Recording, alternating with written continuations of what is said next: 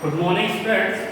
देखिए आज हम जो है रासायनिक बंध पे चर्चा करेंगे कि रासायनिक बंध क्या होता है और ये कितने प्रकार के होते हैं, किस तरीके से इन बंधों के बारे में हम जानकारी ले सकते हैं, इस पर चर्चा करेंगे। सबसे पहले बात करते हैं हम रासायनिक बंध होता क्या है। तो रासायनिक बंध के लिए देखिए जो मॉलिक्यूल्स होते हैं यानी परमाणु होते हैं वो अपनी अंतिम कक्षा अस्टक नियम के अनुसार पूर्ण करना चाहते हैं। अब अस्टक नियम क्योंकि आप पीछे पढ़े होंगे लेकिन फिर से मैं इसको रिवाइज करा रहा हूँ। प्रत्येक परमाणु अपनी अंतिम कक्षा में 8 इलेक्ट्रॉन रखने की प्रवृत्ति रखता है, प्रयास करता है कि उसकी अंतिम कक्षा में 8 इलेक्ट्रॉन हो जाए जिससे वो अक्रिय गैस के विन्यास को प्राप्त कर लेता है। अब ये अक्रिय गैस विन्यास प्राप्त करने के लिए या कह लीजिए अस्टक नियम बनाने के लिए जो रासायनिक परमाणुओं के मध्य अट्रैक्शन फोर्स लगता है, आकर्षण बल लगता है, वो रासायनिक बंध कहलाता है। अब इस रासायनिक बंध को हम 3 प्रकार से डिफाइन करते हैं। वैद्युत रासायनिक बंध,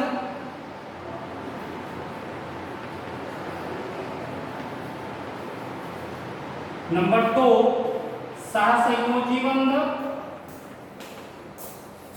और नंबर 3 उपसहसंयोजी बंध। अब हम सबसे पहले बात करें कि वैद्युत रासायनिक बंध होता क्या है।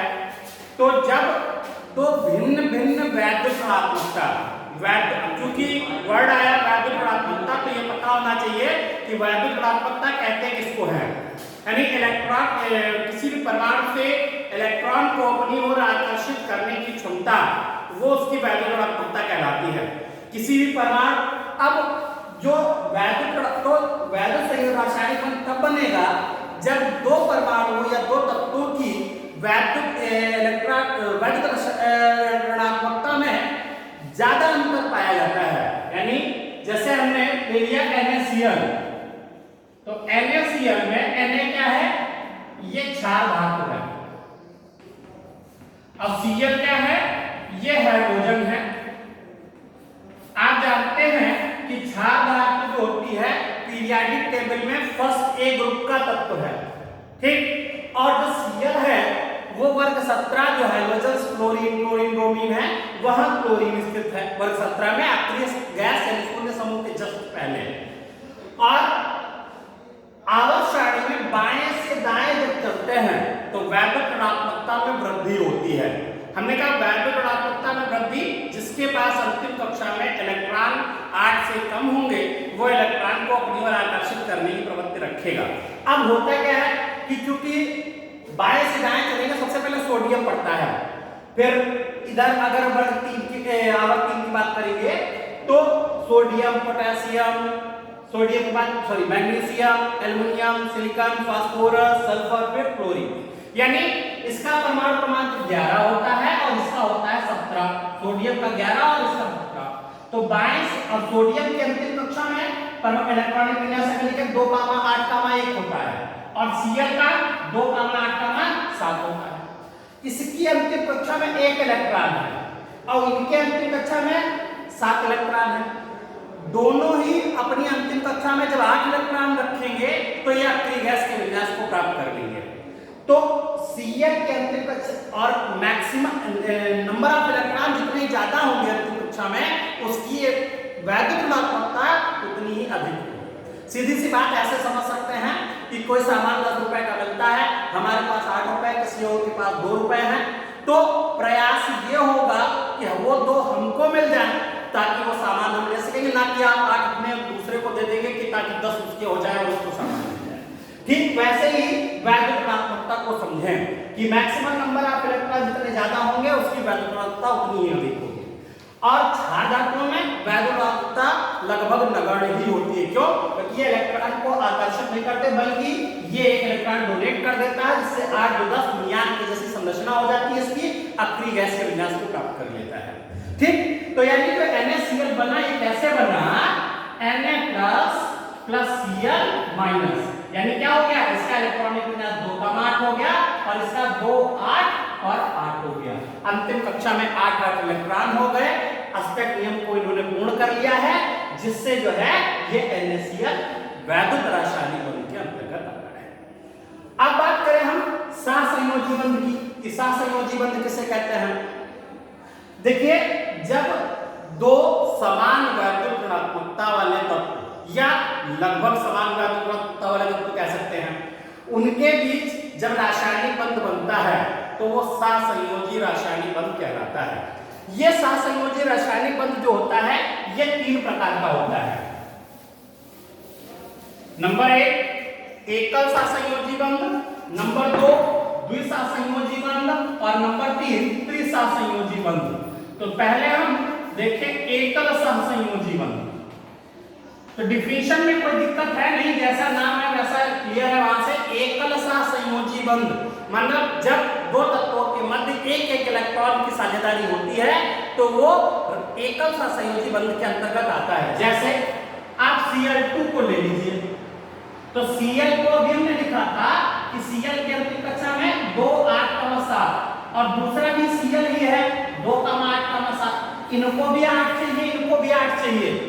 तो ऐसी स्थिति में और दोनों बराबर शक्तिशाली है भाई, क्योंकि वही चीज है तो वैद्युत सेम होंगी, इसलिए इनसे क्या होगा कि ये इलेक्ट्रॉन दिखा दीजिए 1 2 3 4 5 6 7।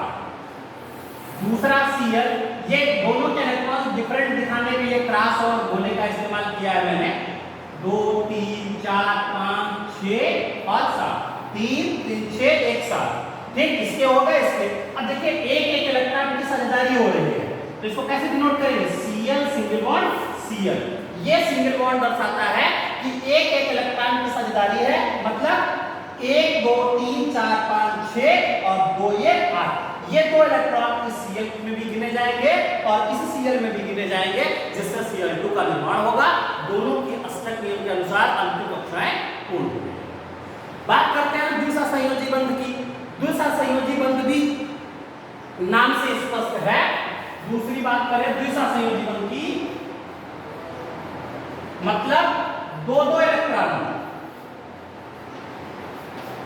इलेक्ट्रॉनों के साझेदारी से बना बंध द्विसहसंयोजी बंध कहलाता है। जैसे एग्जांपल के तौर पर देखिए O2, ऑक्सीजन का परमाणु क्रमांक 8 होता है 2 6। अब दोनों ही जब ऑक्सीजन है, अंतिम कक्षा में 6 इलेक्ट्रॉन है तो और 8 चाहिए, तो कोई किसी को देगा तो है नहीं, तो क्या होगा? परस्पर 2-2 इलेक्ट्रॉनों की साझेदारी हो जाएगी।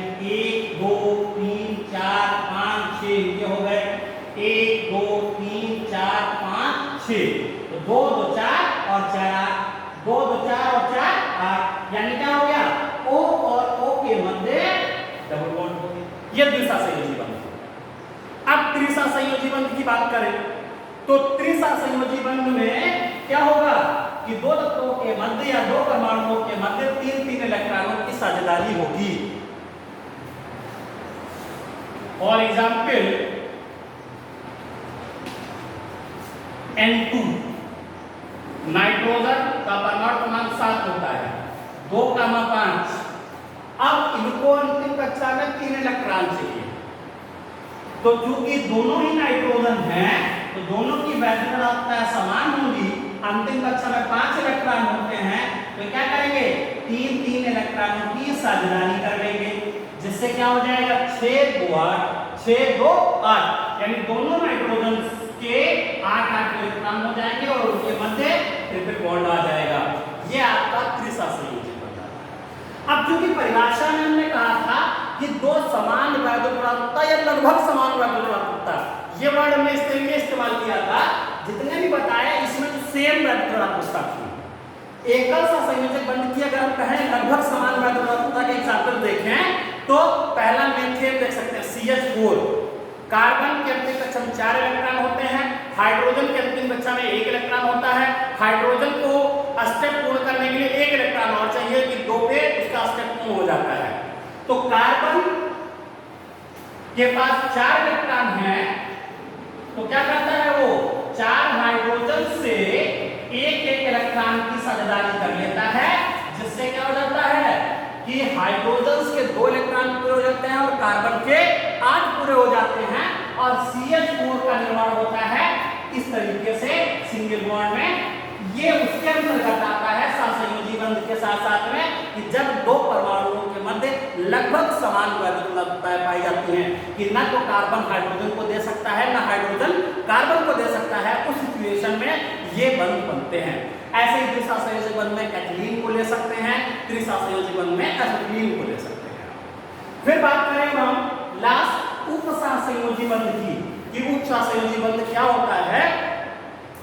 देखिए एक विशेष प्रकार का बंध होता है कि जब दो परमाणुओं के मध्य इस प्रकार साझा हो कि एक परमाणु दूसरे परमाणु को अपने इलेक्ट्रॉन साझे के लिए दे, लेकिन दूसरे परमाणु से इलेक्ट्रॉन साझे में ले नहीं, या दूसरा परमाणु साझे में इलेक्ट्रॉन अपने पार्टिसिपेट नहीं कराता है, भाग नहीं लेता है, वो बंध उपसहसंयोजी बंध के अंतर्गत आता है और इसको एक एरो से प्रेजेंट करते हैं।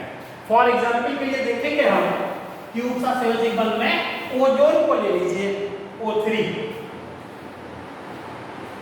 अभी हमने ऑक्सीजन को लिखा है, अभी लिखा हुआ कि 2 का 6, तो ये ऑक्सीजन 1 2 3 4 5 6, दूसरा ऑक्सीजन 1 2 3 4 5 और 6। ये O2 को इस तरीके से बनता है क्योंकि ऑक्सीजन O2 इसके अलावा बन नहीं सकता। एक एक इलेक्ट्रॉन की साझेदारी अगर करेंगे तो साथ साथ रह जाएंगे, तीसरा ऑक्सीजन जोड़ेंगे उसका भी पूरा नहीं हो पाएगा। अब ये O2 बन गया, लेकिन O3 बनता है, ओजोन बनती तो है। वो किस तरीके से बनेगी कि थर्ड ऑक्सीजन है वो इसके साथ या इसके साथ, किसी भी ऑक्सीजन के साथ में, उस ऑक्सीजन के 1 2 3 4 5 और 6, देखिए इसके 6 इलेक्ट्रॉन जो है वो बाहर है, कोई भी इलेक्ट्रॉन इस ऑक्सीजन के साथ बंध बनाने में भाग नहीं ले रहा है, लेकिन ये ऑक्सीजन अपने 2 इलेक्ट्रॉन इनको सहयोग के रूप में इस प्रकार से दे रहा है कि जिससे इनके 8 इलेक्ट्रॉन पूरे हो जाएं और इसका भी जो अष्टक नियम है वो टूटने ना पाए। इस बंध को उपसहसंयोजी बंध कहते हैं और इसको एक एरो के द्वारा डिनोट करते हैं, यानी ये जो बंध बनेगा ये उपसहसंयोजी बंध कहलाता है। इसका मतलब क्या हुआ कि जो ये ऑक्सीजन है इस ऑक्सीजन को एक इलेक्ट्रॉन युग्म यानी 2 इलेक्ट्रॉन साझे के लिए देगा, परंतु साझे में इलेक्ट्रॉन इस ऑक्सीजन के लेगा नहीं। ये उपसहसंयोजी बंध बनने के लिए ये अनिवार्य होना चाहिए कि जो साझा के लिए इलेक्ट्रॉन दिया जाएगा वो एक जोड़ा इलेक्ट्रॉन साझे के लिए दिया जाएगा, तभी उपसहसंयोजी बंध बनेगा। ठीक है ना। आप इन तीनों रासायनिक बंध को अच्छे से समझ गए होंगे, इसको आप जरा वीडियो देख करके और अच्छे से पढ़िएगा। फिर अगर कुछ नहीं समझ में आता है तो उसको पूछ लीजिएगा हमसे, या आगे वीडियो जब बनाएंगे अभी सहसंयोजक बंध के ध्रुवता के आधार पर, पोलराइजेशन के आधार पर 2 प्रकार के बंध होते हैं, अध्रुवीय और ध्रुवीय। उनको हम नेक्स्ट वीडियो में बताएंगे, वहां आपको समझ